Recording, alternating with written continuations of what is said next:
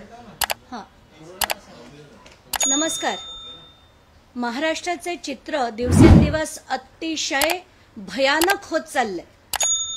इतका विचित्र वातावरण निर्माण झालंय की आत्ताच्या घटकेला जितके जितके राजकारणी आहेत त्या सगळ्यांचे जे थेर चाललेत ते आता खरंच जनतेला पाहवत नाहीत.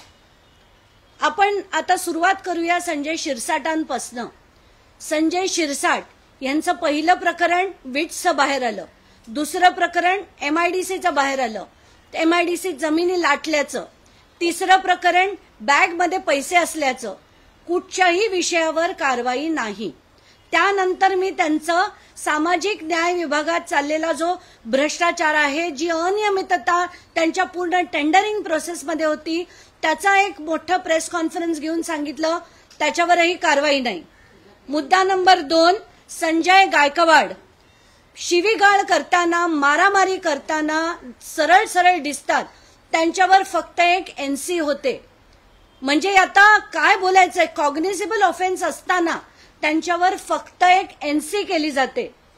योगेश कदम महाराष्ट्राचे गृहराज्यमंत्री यांच्यावर आरोप होतात की त्यांचा सावली नावाचा डान्स बार आहे आणि ते ऑर्केस्ट्रा आहे असं त्यांचे वडील म्हणतात.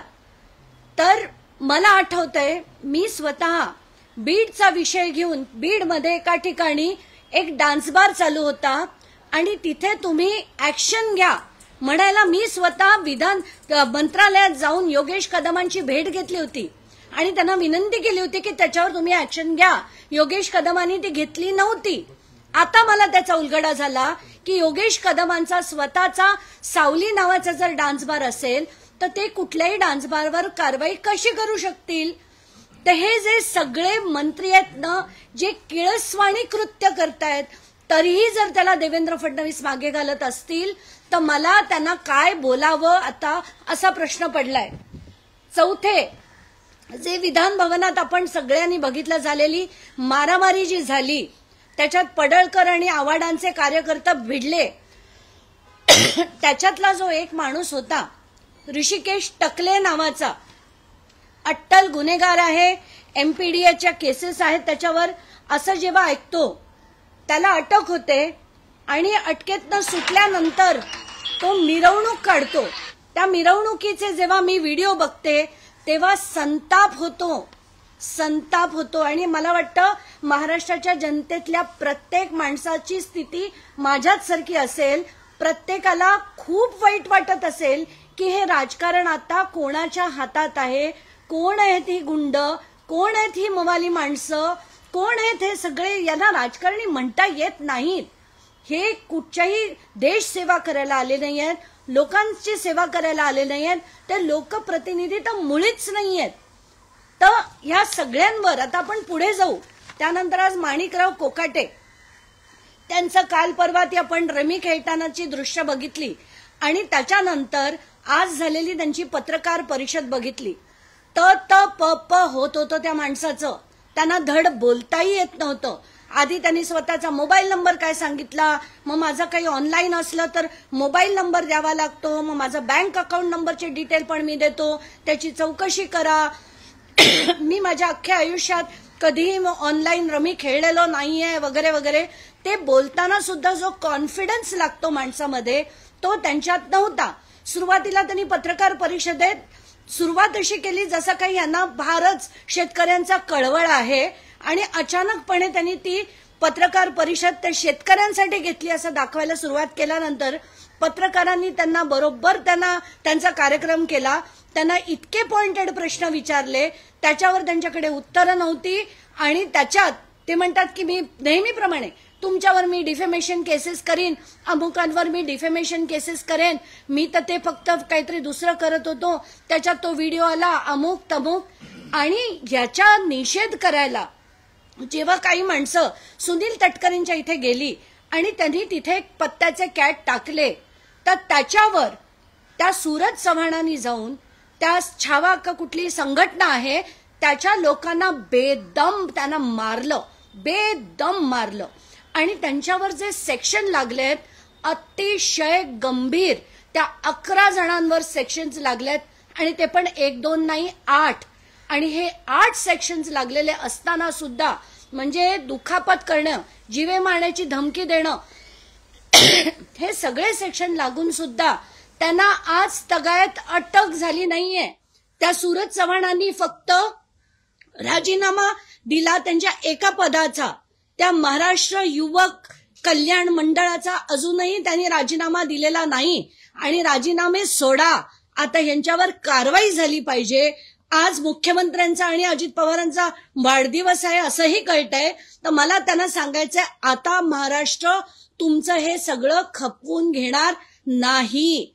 आता आम्ही जनता म्हणून तुमच्या विरुद्ध आणि हे सगळे जे गुंड, महागुंड, मिरवणुका काढणारे लोक, या सगळ्यांविरुद्ध आता आवाज उठवणं गरजेचं आहे. या माणिकराव कोकाटेंविरुद्ध आवाज उचलण्याची गरज आहे. कारण कृषी मंत्री असताना त्यांनी एकदा ते विधान केलं होतं, कृषी मंत्री पद म्हणजे ओसाडगावची पाटीलकी. म्हणजे त्यांना जर मलई खाता येत नाही म्हणून जर त्यांनी असं विधान केलं असेल तर हा माणूस त्या पदाचा, त्या पात्रतेचाच नाही, त्याचा राजीनामा हा झालाच पाहिजे. मी महाराष्ट्राच्या कानाकोपऱ्यातून सगळ्या शेतकऱ्यांना सांगते, एक पोस्ट कार्ड तुम्ही मुख्यमंत्र्यांना पाठवा की आम्हाला माणिकराव कोकाटे हे मंत्री, कृषी मंत्री म्हणून नकोत, असं त्यांनी एक कार्ड पाठवावं.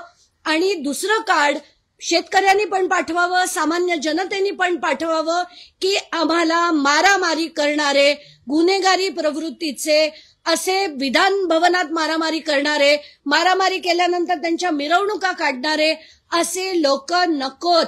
यापुढे राजकारणाला सुधरा.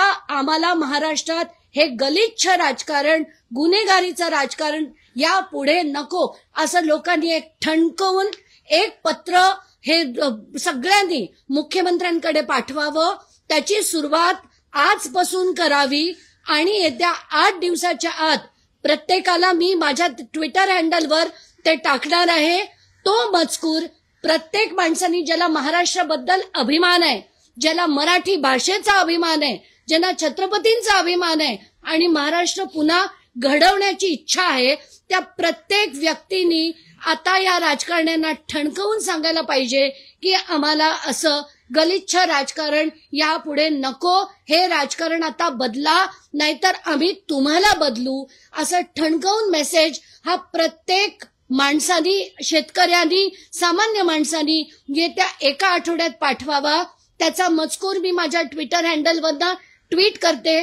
तो माध्यमांना विनंती आहे, तो लोकांपर्यंत पोहोचवा. आणि जर झालं नाही तर 15 ऑगस्टच्या दिवशी सगळ्यात मोठं आंदोलन महाराष्ट्रात आम्ही सामान्य माणसं, सगळ्या सामाजिक संघटना, कुठलाही त्याच्यात राजकीय पक्ष येणार नाही. कारण राजकीय पक्ष सगळे एका माळेचे मणी आहेत. कोणीही त्यातले राजकारणातली माणसं आम्हाला नकोत. सामान्य माणूस लढा देऊ शकतो हे आम्ही 15 ऑगस्टला आता दाखवून देऊ. मॅडम, एक कोकाटे असं म्हणतात, मी राजीनामा द्यायचा मी कोणाचा विनयभंग केला आहे का, की शेतकऱ्यांच्या विरोधात निर्णय घेतले, व्हिडिओ जो आहे हा किरकोळ आहे असं ते. मला तेच विधान ऐकून, म्हणजे जर मी विनयभंग केला तरच मी राजीनामा देणार. मी वाटेल ते शेतकऱ्यांबद्दल बोललो, त्यांना किती हवं तेवढं हिणवलं, काय वाटेल ते केलं, तरी जर रमी खेळलो अधिवेशनात तरी माझ्या विरुद्ध कोणी कारवाई करू नये, माझ्याकडनं राजीनामा मागू नये. याचा अर्थ तो झाला. मला त्यांना सांगायचंय की तुम्ही मला एक निर्णय दाखवा जो तुम्ही शेतकऱ्यांच्या हिताचा घेतला. तुम्ही शेतकऱ्यांसाठी काय काय त्यांना हमीभाव मिळवून देण्यासाठी काय केलं, त्यांच्या प्रत्येक प्रश्नावर तुम्ही काय कारवाई केलीत हे दाखवून द्या. आणि तुम्हाला दाखवायला जर काही हे नसेल तर तुमचा राजीनामा हा झालाच पाहिजे. त्यासाठी महाराष्ट्रभरातनं मी सगळ्या शेतकरी संघटनांना फोन करणार आहे, सगळ्या शेतकऱ्यांच्या नेत्यांना फोन करणार आहे, प्रत्येकाला सांगणार आहे की सगळ्यांनी एक पोस्ट कार्ड मुख्यमंत्र्यांना पाठवायचंय की माणिकराव कोकाटे आम्हाला नकोत, महाराष्ट्रातलं राजकारण आम्हाला गुंडागरीचं नको, याच्या पुढे आम्हाला चांगलं एक दिशा देणारं राजकारण महाराष्ट्रात हवं. ही तुमची जी गुंडगिरी जी चालली आहे सगळ्यांची, ती आता बास. मुख्यमंत्र्यांनी या सगळ्या संदर्भात एकतर कारवाई करायला पाहिजे. यासोबतच अजित पवारांनी देखील या सगळ्या संदर्भात त्यांच्याशी चर्चा करून त्याबाबतचा काहीतरी निर्णय घ्यायला पाहिजे. मात्र अजित पवार आपला वाढदिवस साजरा करतायत, मुख्यमंत्री आपला वाढदिवस साजरा करतायत, याबाबत काही बोलताना दिसत नाही. मला असं वाटतं की या दोघांनाही आज वाढदिवसाच्या दिवशी एक निर्धार केला पाहिजे की यापुढे महाराष्ट्रासाठी आपण खरंच सेवा म्हणून काम करायचंय. कारण आत्ताच्या घटकेला अफाट लूट चालली आहे महाराष्ट्रात, अफाट. मग त्याच्यात ते आता हनी ट्रॅपचं प्रकरण बघा, त्याच्यात म्हणजे अधिकारी मंत्री त्यांना कॉन्ट्रॅक्ट मिळवण्यासाठी काय काय उद्योग करतात, त्याच्यात IPS अधिकारी आहेत, 8-8, 10-10 मंत्री आहेत. हे सगळं ऐकल्यावर डोकं चक्रावून जातं. असं वाटतं हे काय चाललंय, कुठे आपण आपल्या देशाला घेऊन जातोय. आणि जितके जितके देश बघून जेव्हा आपण परत येतो असं वाटतं ते कुठे जात आहेत आणि आपण अधोगतीकडे जातोय की काय, असाच प्रश्न आज महाराष्ट्रातल्या प्रत्येक नागरिकाला पडलाय. आणि म्हणूनच एक पत्र मुख्यमंत्र्यांच्या नावाने येत्या 8 दिवसात टपालात टाका अशी विनंती मी सगळ्यांना करते. रोहित पवारांनी आता एक ट्विट केलंय, सातत्यानं कोकाटे यांनी एक दावा केला की ती ऍड होती आणि मी ती स्किप करत होते. आता रोहित पवारांकडनं 42 सेकंदाचा व्हिडिओ त्यांनी ट्विटर वरती टाकलेला आहे. त्यांनी म्हटलं की 42 सेकंद कुठच्या जाहिरातीला स्किप करायला लागतात. बरोबर आहे. रोहित पवार पहिल्याच दिवशी म्हणाले होते की त्यांचा अख्खा व्हिडिओ माझ्याकडे आहे आणि काल जे कोकाटेंनी विधान केलं होतं की 12 ते 13 सेकंदाचा तो फक्त ऍड होती, तर त्याच्यात खरं तर ते बोट लावून खेळताना सुद्धा दिसतायत. जर तुम्ही तो व्हिडिओ परत एकदा नीट दाखवा माध्यमांनी, त्याच्यात ते परत बोट लावून खेळताना सुद्धा दिसतायत. आणि आज आता ही जी माहिती मिळतीये की खरंच तो 42 सेकंदाचा असेल, तर एकही सेकंद न वाया घालवता कोकाटेंचा राजीनामा आजच्या आज घेतला गेला पाहिजे, याच्यात काहीच नाही. आणि जर तो घेतला गेला नाही तर 8 दिवसाच्या आत प्रत्येक महाराष्ट्राच्या शेतकऱ्यांनी एक पोस्ट कार्ड हे मुख्यमंत्र्यांच्या कार्यालयात पाठवायचं आहे. आता योगेश कदम यांनी काल पत्रकार परिषद घेतली आणि त्यांच्यावर जे आरोप करण्यात आले होते ते त्यांनी फेटाळले. त्यामध्ये ते असंही म्हणाले की अंजली दमाने यांचा काहीतरी गैरसमज झाला असेल, माझ्याकडे पुरावे आहेत, ते सगळे मी तुम्हाला भेटून देण्यासाठी तयार आहे, किंवा मी ते पुरावे तुमच्याकडे पाठवेल असं म्हणाले. म्हणून मी म्हणते की योगेश कदमांना मी जेव्हा स्वतः भेटायला गेले होते, माझं पहिलं मत असं होतं की हे व्यक्ती तितके वाईट नाही आहेत. म्हणूनच मी बीडचं जे डान्स बारचं प्रकरण होतं ते मी त्यांच्याकडे घेऊन गेले होते. पण 2 दिवस झाले त्यांनी त्याच्यावर कारवाई केली नाही. आणि त्याच्यानंतर मी तेच प्रकरण मुख्यमंत्र्यांना पाठवलं. त्याच रात्री तिथे रेड झाली, तिथल्या त्या बायकांना सोडवण्यात आलं, अनेक स्त्रियांना त्या डान्स बारमधनं सोडवण्यात आलं. आणि तेव्हा मला प्रश्न पडला होता की योगेश कदमांनी ही कारवाई का केली नाही. तर आत्ताच्या घटकेला हे सावली डान्स बार होता, तो ऑर्केस्ट्रा जर असेल तर त्याचे काही CCTV असतील तर त्याचं अख्खं फुटेज योगेश कदमांनी रिलीज करावं, ते दाखवावं की तो डान्स बार नव्हता, तो एक लाईव्ह ऑर्केस्ट्रा होता म्हणून. आणि तिथे जसं काही लोकांनी ट्विटही केलंय की तो डान्स बार नव्हता, तर काय तिथे काय दिलं जात होतं, काय काय पेय दिली जात होती, आता त्याच्यात मला पडायचं नाही. कारण माझा जे एक स्तर आहे जो मला तसाच ठेवायचा आहे. आणि मला असं वाटतं हे राजकारण महाराष्ट्रातलं सुधारवण्याची अत्यंत गरज आहे. आता सगळ्यात मोठा खुलासा आणि एक करण्याची गरज आहे, तो म्हणजे सुपेकरांना मिळालेली क्लीन चिट. मला जेव्हा ही बातमी मी काही माध्यमांवर बघितली तेव्हा रागाने मी आधी इक्बाल चहल जे ACS होम आहेत त्यांना मेसेज केला की सुपेकरांना क्लीन चिट कशी मिळाली. त्यांनी मला सांगितलं माझ्याकडे जेल्स येत नाही, तुम्ही राधिका रस्तोगींना विचारा. मी राधिका रस्तोगींना विचारलं, ते म्हणाले माझ्याकडे ते येत नाही, ते ACS होम कडे येतं. मग मी त्यांना परत अख्खे ते लोकसत्तेचं जे आर्टिकल होतं ते सुद्धा त्यांना पाठवलं. त्याच्यानंतर त्यांचं असं म्हणणं होतं आम्ही क्लीन चिट गव्हर्नमेंटकडनं दिलेली नाही, त्यांना कोर्टाकडनं मिळाली आहे.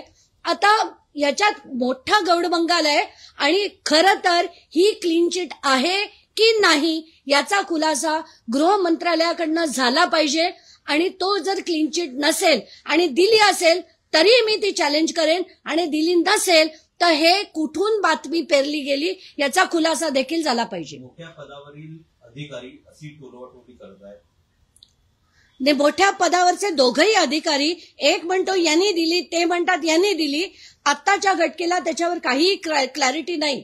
माझी पत्रकार परिषद होण्याच्या आधी मी तिथले जे खरे ADG आहेत, मला असं आत्ता कळतंय 5 मिनिटापूर्वी की ADGनी एक ऍफिडेव्हिट कोर्टामध्ये फाईल केलं होतं आणि त्या कोर्टातल्या अफिडेव्हिटमध्ये आम्ही चौकशी केली.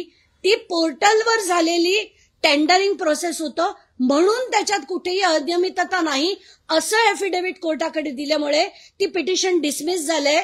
पण ते कसं चुकीचं आहे ते आता मी दाखवून देणार आहे. कारण या सगळ्या अधिकाऱ्यांना, या सगळ्या राजकारण्यांना, या सगळ्या गुंडांना जोपर्यंत शिक्षा होणार नाही तोपर्यंत महाराष्ट्र सुधारणार नाही. मॅडम, करुणा मुंडेने आज प्रेस कॉन्फरन्स दिली. त्यांच्या एक महिला आली होती, त्या महिलेवरती 2 ACPने अत्याचार केले असं प्रकरण त्यांनी सगळीकडे न्याय मागितला, त्यांना कुठेही न्याय मिळत नाही. त्या महिलेला उलट खंडणी प्रकरणामध्ये अडकवण्यात आले. प्रत्येक ठिकाणी आपण बघतोय की हे IPS अधिकाऱ्यांची जेव्हा प्रकरणं बाहेर येतात, आता या जर 2 बिचाऱ्या महिलांनी प्रकरण लावून धरलं, त्यांच्यावर जर खंडणीचे असे आरोप होत असतील तर खरंच दुःख होतं हे सगळं ऐकून, राग येतो. आणि म्हणूनच मी ठरवलं होतं की आज आपण महाराष्ट्राच्या जनतेला आता आवाहन करूया, हे लोकप्रतिनिधी नाहीत, ही चांगली सभ्य सुसंस्कृत सोज्वळ देशाला दिशा देणारी माणसं नाहीत.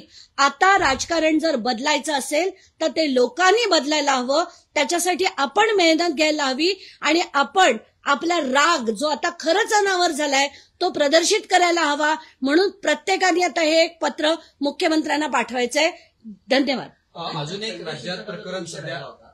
एक राज्यात सध्या प्रकरण गाजतंय ते म्हणजे हनी ट्रॅपच्या बाबतीत वेगवेगळ्या पद्धतीचे दावे केले जात आहेत. संजय राऊत यांच्याकडनं वेगवेगळ्या पद्धतीचा दावा केला. काल त्यांनी असं सांगितलं की महाविकास आघाडीचं सरकार पाडण्यासाठी हनी ट्रॅपचा वापर केला गेला. देवेंद्र फडणवीस आणि एकनाथ शिंदे हे मरीन ड्राईव्हच्या ब्रिज खाली वेषांतर करून भेटायचे आणि तिथेच ते पेन ड्राईव्हची देवाणघेवाण व्हायची. आज सामनाच्या अग्रलेखामध्ये त्यांनी थेट हा आरोप गिरीश महाजनांकडे केलाय. एकंदरीत तुम्ही कसं बघता या प्रकरणाकडे? आता याला सोडून असं आहे की विधानसभेमध्ये मुख्यमंत्र्यांनी म्हटलं की असं काय प्रकरण महाराष्ट्रात झालेलंच नाही, म्हणजे याच्यावर त्यांचं स्पष्टीकरण असं आहे. मी 6 दिवस मुंबईत नव्हते आणि तिथून मी मलेशियाला होते. तिथून मी 2 पत्रकारांशी ही सगळी त्यांच्याशी बोलून ही सगळी माहिती मागवली आहे जी आज मला मिळणार आहे. आणि त्याचा पूर्ण अभ्यास केल्यानंतर मग मी त्याच्यावर माझा पूर्ण आणि खोदून अनेक गोष्टी काढून त्याचे सगळे FIR जमा करून मग मी त्याच्यावर बोलणार आहे. आणि आत्ताच्या घटनेला जे मी ऐकतेय, काही अधिकाऱ्यांकडनं ऐकतेय आणि ज्या पत्रकारांकडनं मी जी स्टोरी ऐकली अतिशय गंभीर आहे. आणि अशा पद्धतीने जर राजकारण होणार असेल, लोकांना धाक दाखवून अशा हनी ट्रॅपमध्ये अडकवून, तर हे गलिच्छ किळसवाणी राजकारण होत चाललंय. एवढंच मला आत्ताच्या घटनेला म्हणावंसं वाटतंय. संतोष देशमुख प्रकरण असो, कृष्ण आंधळे भेटत नाही, सूर्यवंशी प्रकरण असो, वैष्णवी हगवणे प्रकरण असो, महादेव मुंडे प्रकरण, एकंदरीतच कायदा आणि सुव्यवस्थेवर प्रश्नचिन्ह निर्माण होतात. आता मला म्हणूनच मी म्हणते की कायदा सुव्यवस्था ही उरलेलीच नाही. कायद्याचा धाक फक्त सामान्य माणसांसाठी असतो, राजकारण्यांसाठी नाही. तुम्ही पडळकरांची माणसं असाल, आव्हाडांची माणसं असाल, तुम्ही विधान भवनात मारामाऱ्या करू शकता. तुम्हाला नुसतं अटक केल्यासारखं दाखवणार. तुम्ही अटक करून बाहेर आल्यानंतर तुमच्या मिरवणुका काढल्या जाणार आणि त्यानंतर तुम्ही सूरज चव्हाण सारखे असाल. फक्त पदाचा राजीनामा देऊन 8 आरोप असताना सुद्धा 8 सेक्शन असताना तुम्हाला अटक होत नाही का? कारण तुम्ही अजित पवारांचे राईट हँड आहात. तर हे जे सगळं चाललंय ना, खरंच पावत नाही. म्हणून मी म्हणते की आता महाराष्ट्राच्या जनतेला खडबडून उठण्याची गरज आहे, जागा होण्याची गरज आहे. गर्जा हिंदुस्तान चॅनलला सबस्क्राईब करा आणि ताज्या घडामोडी जाणून घेण्यासाठी बेल आयकॉनवर प्रेस करा.